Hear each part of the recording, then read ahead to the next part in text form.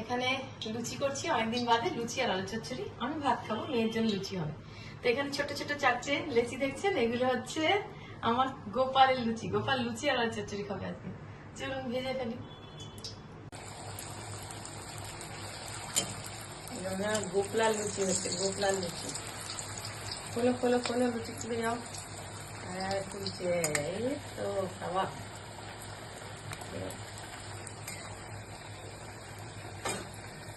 পাশে আলু চচ্চড়িটা দেখিয়ে দিচ্ছি, পাশে টক বক করে ফুটছে আলু চচ্চড়ি।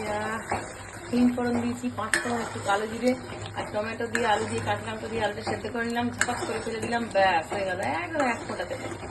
দারুণ আলু চচ্চড়ি, যা স্মেলটা আসছে না, গামাখা গামাখা। এটা দিয়ে গরম গরম লুচি।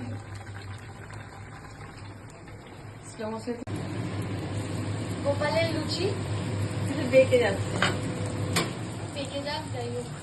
ও গোপাল খাবে, গোপাল জানে। হ্যাঁ যাবে তো পেটে, গোপাল সব জানে। গোপাল জানে মা এরকম দেখাতারা করে। গোপালকে তো গোপাল ভাবি না, কেউই ভাবে না। যারা গোপাল রাখে, যাদের কাছে গোপাল আছে, সবাই গোপাল হচ্ছে আমাদের বাড়ির ছেলে। উনি নারায়ণ, উনি বিশ্ব পিতা, ব্রহ্ম, পরম ব্রহ্ম। কিন্তু এই যে গোপালের প্ল্যাটার তৈরি হচ্ছে, লুচি আর আলু চচ্চড়ি। এনজয়।